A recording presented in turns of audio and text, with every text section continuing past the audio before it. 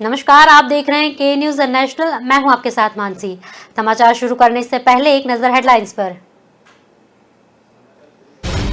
गुजरात के मुख्यमंत्री विजय रूपाणी ने अपने पद से इस्तीफा दे दिया। रूपाणी ने शनिवार को राज्यपाल आचार्य देवव्रत से मिलकर अपने इस्तीफे की पेशकश की, जिसे स्वीकार कर लिया गया है।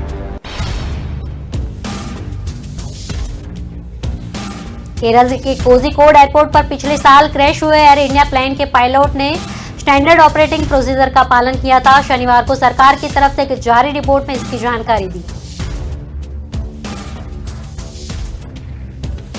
अफगानिस्तान पर तालिबानी कब्जे के बाद 26 दिन बाद भारत ने अंतरिम सरकार के मान्यता को लेकर अपना रुख स्पष्ट किया। तालिबान के लड़ाकों ने पंजशीर में एक युवक को उसके घर से निकालकर सड़क पर दिन दहाड़े गोलियों से भुना। अफगानिस्तान के मुताबिक तालिबान का आरोप है कि यह वो पंजशीर के नॉर्दर्न अलायंस की सेना में शामिल था। अफगानिस्तान की राजधानी काबुल पर कब्जे के बाद तालिबान की तरफ से एक अहम बयान आया। कहा जाता है कि काबुल एयरपोर्ट और शहर की सुरक्षा अब बद्री कमांड के हवाले की जा रही है। गुजरात के मुख्यमंत्री विजय रूपाणी ने अपने पद से इस्तीफा दिया। रूपाणी ने शनिवार को राज्यपाल आचार्य देवव्रत से मिलकर अपने इस्तीफे की पेशकश की, जिसे स्वीकार कर लिया गया है। इस्तीफा देने के बाद रूपाणी ने कहा कि भाजपा की परंपरा है और पार्टी सभी कार्यकर्ताओं को बराबरी से मौके देने पर भरोसा करती है। 65 वर्षीय रूपाणी अगस्त 2016 में मुख्यमंत्री बनाए गए, जब आनंदीबेन पटेल ने 75 वर्ष के होने पर अपनी उम्र के आधार बनाकर इस्तीफा दे दिया। रूपाणी के नेतृत्व में ही भाजपा ने पाटीदार आरक्षण आंदोलन के बावजूद 2017 विधानसभा चुनाव में जीत हासिल की। गुजरात में 2022 में विधानसभा चुनाव होने से ऐसे में सिर्फ एक साल पहले मुख्यमंत्री पद छोड़ने को लेकर कई सवाल खड़े हुए। अगले साल नवंबर-दिसंबर में गुजरात में विधानसभा चुनाव होने हैं। ऐसे में इस बदलाव को एंटी इम्पैक्ट कम करने की कवायद माना जा रहा है। 2017 के गुजरात विधानसभा चुनाव से सालों भर पहले आनंदीबेन पटेल को हटाकर विजय रूपाणी को मुख्यमंत्री बनाया गया था। आनंदीबेन मई 2014 में नरेंद्र मोदी के प्रधानमंत्री बनने के बाद इस पद पर आई। खुद मोदी भी इसी की तरह बदलाव के बाद पहली बार राज्य के मुख्यमंत्री बने। अक्टूबर 2001 में जब नरेंद्र मोदी को पहली बार मुख्यमंत्री बनाया गया, उस वक्त भाजपा के केशुभाई पटेल अपना 4 साल का कार्यकाल पूरा कर चुके थे। एक्सपर्ट के मुताबिक राजनीतिक पार्टियां मुख्यमंत्री बदलकर 4 साल में पैदा हुए एंटी इम्पैक्ट को खत्म करने की कोशिश करती है। वहीं दूसरी ओर पार्टी में जो विरोधी गुट होते हैं, उन्हें चुनाव से पहले ही साधने की कोशिश की जाती है।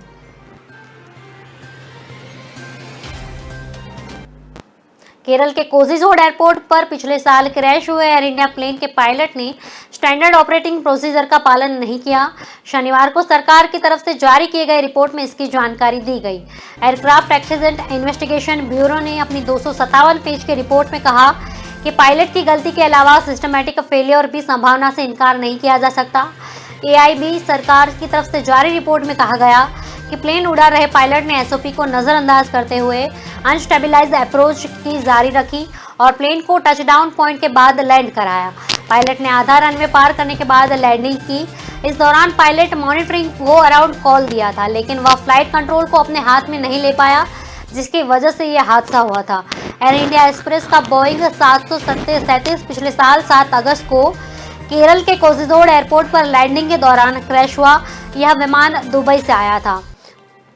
उतरते वक्त यह रनवे से फिसलकर गहरी खाई में गिर गया। हादसे में विमान में कई टुकड़ों में टूट गया। विमान से 190 पैसेंजर सवार थे, इनमें से 20 की जान चली गई। मरने वालों में 2 पायलट भी शामिल थे। हादसे में वैसे कई लोग घायल हुए थे।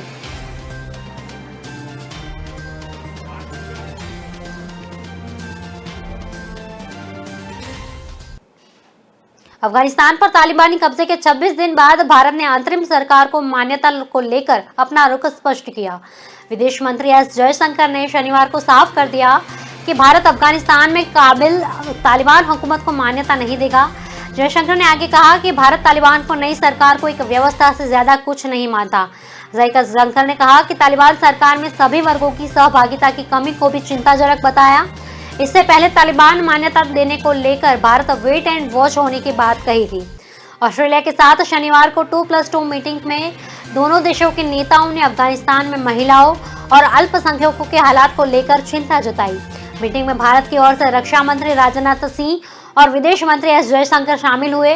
वहीं ऑस्ट्रेलिया की ओर से विदेश मंत्री मैरी पायन और रक्षा मंत्री पीटर ड्यूटन शामिल हुई। चीन के द्वारा क्वाड देशों को एशियाई नाटो कहने के सवाल पर विदेश मंत्री ने कहा कि क्वाड अमेरिका देशों का दृष्टिकोण साफ है। हम कोरोना महामारी के खिलाफ वैक्सीनेशन, सप्लाई चेन और शिक्षा पर जोर देते हैं, इसलिए क्वाड को एशियाई नाटो कहना गलत धारणा है, क्योंकि नाटो एक शीत युद्ध की शब्दावली है। उन्होंने कहा यह पूरी तरह से एक राजनीतिक गठजोड़ है।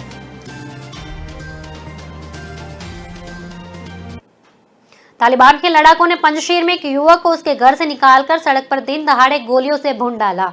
अफगानिस्तान के पोर्टल के मुताबिक तालिबान का आरोप है कि यह वक्त पंजशीर के नॉर्दर्न अलायंस की सेना में शामिल था। हालांकि मृतक का दूसरा साथी तालिबानियों को उसका आईडी कार्ड दिखाता रह गया, लेकिन वे नहीं माने और उसकी जान ले ली। इससे पहले तालिबानियों ने पंजशीर पर कब्जे का दावा किया था। उन्होंने कहा था कि अहमद मसूद अमरुल्लाह सालेह पंजशीर छोड़कर भाग गए हैं। वहीं पंजशीर के लड़ाकों ने कहा था कि अभी लड़ाई खत्म नहीं हुई। नॉर्दर्न अलायंस और रजिस्ट्रेट फोर्स के मुखिया अहमद मसूद ने कहा कि पंजशीर पर तालिबान के कब्जे का दावा झूठा है। हमारे लड़ाके अभी भी उनका सामना कर रहे हैं। अफगानिस्तान के पूर्व उपराष्ट्रपति अमरुल्लाह सालेह ने भी एक हफ्ते पहले एक वीडियो जारी किया, जिसमें पंजशीर से भागने की बात का खंडन किया था कि वे आखिरी सांस तक तालिबान के खिलाफ लड़ते रहेंगे। इससे पहले तालिबानियों ने उनके बड़े भाई की पंजशीर में हत्या कर दी। तालिबानों ने उनके परिवार को शव देने से भी मना कर दिया। तालिबान ने कहा कि उसका शव सड़ा जाना चाहिए। तालिबान शरिया कानून को लागू करने के लिए किसी कदर हावी कर रहा है, इसका नजारा शनिवार को काबुल यूनिवर्सिटी में देखने को मिला। तालिबान के नेताओं ने यहाँ शरिया को लेकर एक लेक्चर का आयोजन किया। कार्यक्रम में यूनिवर्सिटी में पढ़ने वाली 300 युवतियां शामिल थी। सभी युवतियां सर से पांव तक बुर्के से ढकी हुई थी। अफगानिस्तान की राजधानी काबुल पर कब्जे के बाद तालिबान की तरफ से एक अहम बयान सामने आया। कहा जाता है कि काबुल एयरपोर्ट और शहर की सुरक्षा अब बद्री कमांड के हवाले की जा रही है।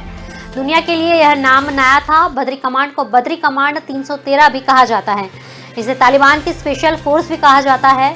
काबुल पर कब्जे के बाद इसके दहशतगर्द पहाड़ों में नहीं रहते। इन्होंने काबुल में एक नर्सरी स्कूल को अपना नया ठिकाना बनाया। दीवार पर नन्ही कलम कलाकारी देखी जा सकती है। बद्री कमांड में ऐसे नए बेस का दौर किया। यहाँ जानते हैं कि इस रिपोर्ट में उन्होंने इस यूनिट के बारे में क्या बताया। कुछ दिन पहले तक यह आम नर्सरी स्कूल था। कुछ टूटे फूटे खिलौने अब भी वहाँ नजर आ रहे हैं। बार फेसिंग है, शायद बच्चों की सुरक्षा के लिए बनाई गई होगी। अब इस पर तालिबानियों के कपड़े सूख रहे हैं।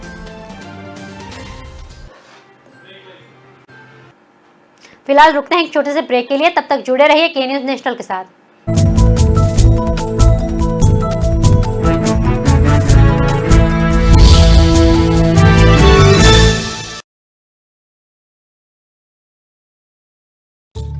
चाय तैयार है। मैं चेंज करके आती हूँ। मैं चेंज करके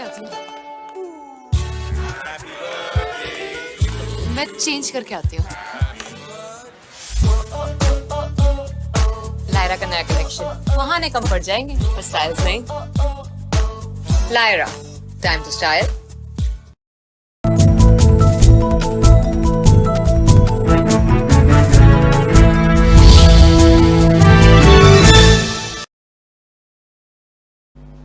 ब्रेक के बाद आपका स्वागत है। तो देखते हैं आगे की खबरें। इजराइल और फिलिस्तीन के बीच फिर एक बार लड़ाई की घटना सामने आई। गाजा पट्टी से इजराइल पर एक रॉकेट दागा गया। इससे इजराइल में लगे आयरन डोम ने रोक दिया और किसी को नुकसान नहीं पहुंचा। इसके बाद इजराइल ने भी जवाबी कार्यवाही करते हुए एयर स्ट्राइक कर हमास को एक ठिकाना तबाह कर दिया। इजराइल डिफेंस फोर्स ने बताया कि स्ट्राइक में हमास की गन फायर साइट को काफी नुकसान पहुंचा। यह साइट एक मस्जिद और स्कूल के पास बनी थी।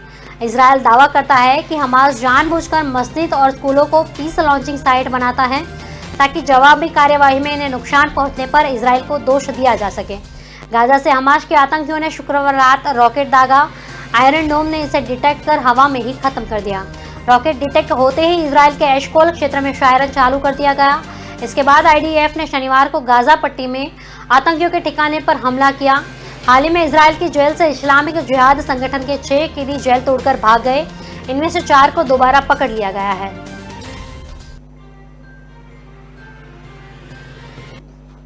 गुजरात के मुख्यमंत्री विजय रूपाणी ने चुनाव से 1 साल पहले अचानक पद से इस्तीफा दे दिया।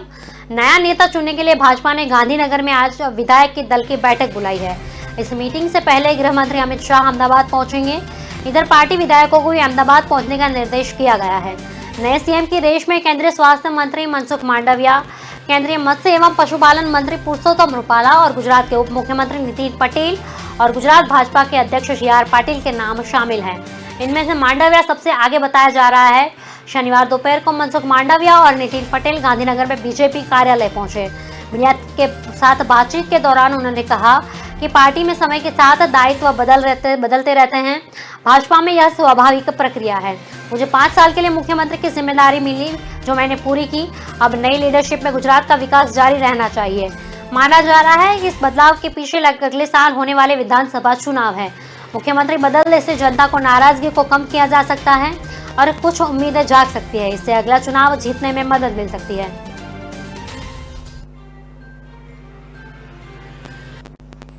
हरियाणा के करनाल जिला प्रशासन और किसानों के बीच 2 मांगों पर समझौता हुआ। एक बस्ताड़ा में हुए लाठीचार्ज की जांच और दूसरी मृतक के परिजन को DC रेड पर नौकरी मिली। SDM आयुष सिन्हा को छुट्टी पर भेज दिया गया। साथ ही धरना खत्म हो गया। संयुक्त प्रेस कॉन्फ्रेंस के बाद गुरुनाम सिंह चढ़ूनी ने किसानों के बीच आकर चल रहे धरने को समाप्त करने की घोषणा की। उन्होंने किसानों से अब दिल्ली के टीकरी और सिंधु बॉर्डर पर कूच करने को कहा। साथ ही माना जाता है कि मांगों के आधार की विस्तार से जानकारी दी जाती है। जानकारी शनिवार सुबह दोनों पक्षों में एक प्रेस कॉन्फ्रेंस करके दी गई थी। शुक्रवार रात को सुबह होने वाली मीटिंग कैंसिल हो गई। जिला सचिवालय पर लगा टेंट उखाड़ दिया गया। टेंटों का सारा सामान इकट्ठा कर गाड़ी में रख दिया गया था। पुलिस वालों को छोड़ने के लिए बसें भी मंगवाई जा रही थी, जो उन्होंने संबंधित जिले में छोड़ेगी।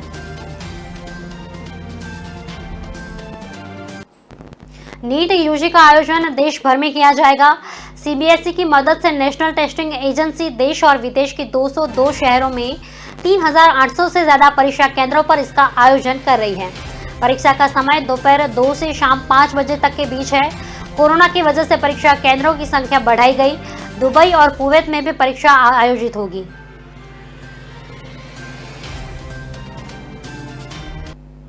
भ्रष्टाचार निरोधक ब्यूरो की 3 टीमें शनिवार को एक साथ जयपुर और जोधपुर में कार्रवाई की। जयपुर में राजस्थान कौशल एवं आजीविका विकास निगम के मैनेजर राहुल कुमार गर्ग कोऑर्डिनेटर अशोक सांगवान ने 5 लाख रुपए की रिश्वत लेते हुए गिरफ्तार किया। टीम दोनों अधिकारियों के घर पर भी सर्च कर रही है। दोनों 1.5 करोड़ रुपए के बिल पास कराने, ब्लैकलिस्ट से हटाने, बैंक गारंटी एक्सटेंशन देने एवं 5 लाख रुपए मांगे गए थे। दूसरी टीम RSLDC के चेयरमैन नीरज कुमार पवन और मैनेजर सहित 9 अधिकारियों के कमरे सील कर दिए गए। नीरज कुमार पवन से जोधपुर में मोबाइल जब्त कर लिया गया था।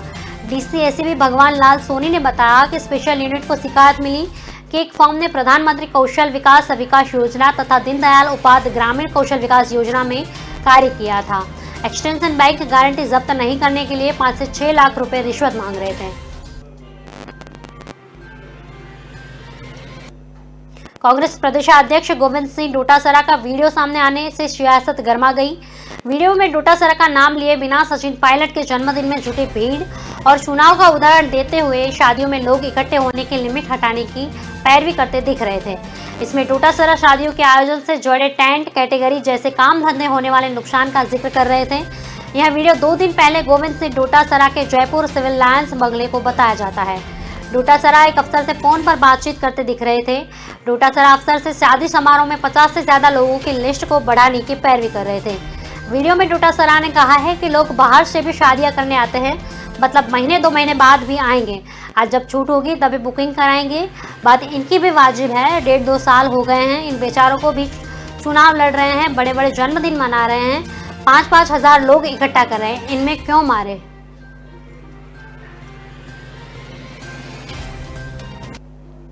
इंदौर में छोटे बच्चों के सहयोग से बड़ी चोरियों को अंजाम दे रहे हैं। ऐसे ही मामला एरोडोम थाना क्षेत्र में सामने आया। यहाँ एक युवक अपने साथ 5 छोटे बच्चों को लेकर पहुंचा और प्रिंस ज्वेलर्स की शटर उठाकर 5 लाख के जेवर ले गया। पूरा घटनाक्रम शनिवार सुबह 5 से 6 बजे के बीच हुआ। चोरी की पूरी वारदात CCTV में रिकॉर्ड हो गई। तलाश अभी जारी है। शहर के एड्रोम थाना क्षेत्र में चोरों ने प्रिंस ज्वेलरी शॉप को निशाना बनाया। फरियादी के अनुसार चोरी की वारदात में छोटे बच्चे भी शामिल हैं। आरोपी द्वारा पहले दुकान का शटर ऊपर उठाकर खोला गया, फिर छोटे बच्चे को दुकान में भेजकर पूरा सामान हाथ साफ कर वहां से फरार हो गया। ज्वेलरी शॉप के संचालक हुकुम सोनी ने बताया कि घटना शनिवार सुबह 5 से 6 बजे हुई थी। सुबह जब दुकान मालिक पहुंचा तो उन्हें घटना की जानकारी लगी। सीसीटीवी में दिख रहा है कि शटर उठाने के बाद बच्चा दुकान में दाखिल होता है और दुकान के अंदर चोरी की वारदात को अंजाम देता है।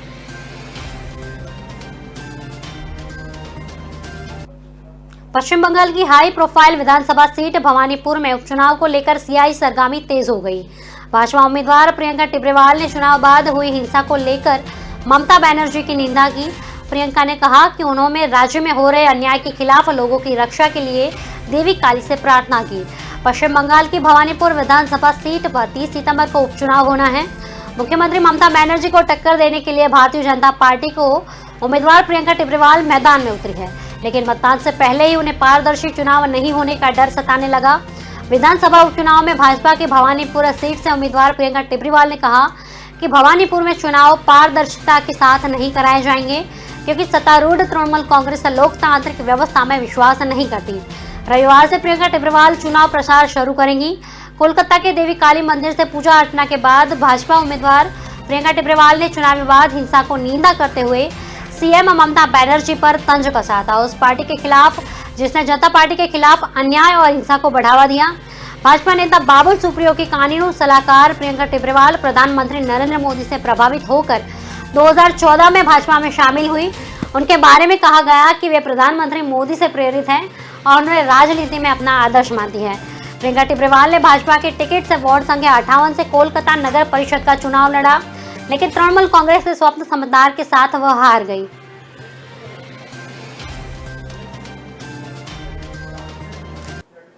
ललन सिंह ने कहा कि कोरोना की संभावित तीसरी लहर को देखते हुए आवश्यक तैयारियां, बच्चों में वायरल बुखार तथा कई जिलों में आई बाढ़ को लेकर राहत और बचाव कार्य के मुख्यमंत्री व्यस्त हैं। तीसरे मोर्चे के गठन को लेकर अगस्त में ओपी चौटाला ने गुरुग्राम स्थित अपने आवास पर बिहार के मुख्यमंत्री नीतीश कुमार और जेडीयू नेता केसी त्यागी से मुलाकात की। यह मुलाकात उस समय हुई जब ओम प्रकाश चौटाला तीसरे मोर्चे के गठन की पैरवी कर रहे थे और ओम प्रकाश चौटाला ने केंद्र की सरकार को किसान विरोधी पार्टी बता चुके थे। वही खबर आ रही है कि पूर्व उप प्रधानमंत्री चौधरी देवीलाल की जयंती पर हरियाणा की जिंद में 25 सितंबर के आयोजित किसान सम्मेलन में मुख्यमंत्री नीतीश कुमार भाग नहीं लेंगे।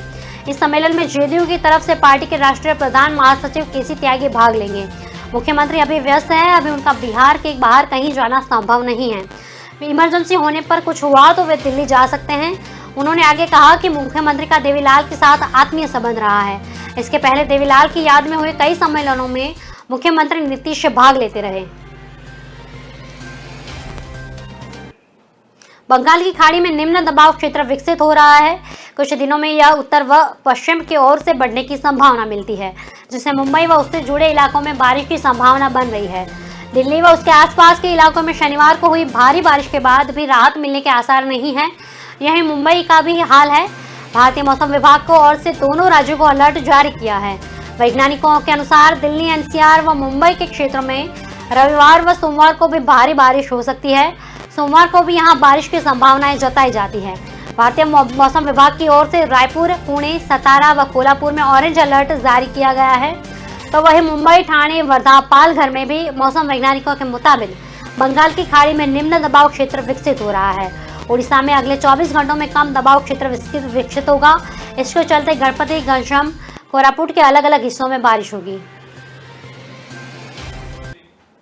देश विदेश की खबरों में अभी सिर्फ इतना ही। आगे की अपडेट के लिए जुड़े रहिए के न्यूज़ नेशनल के साथ। नमस्कार।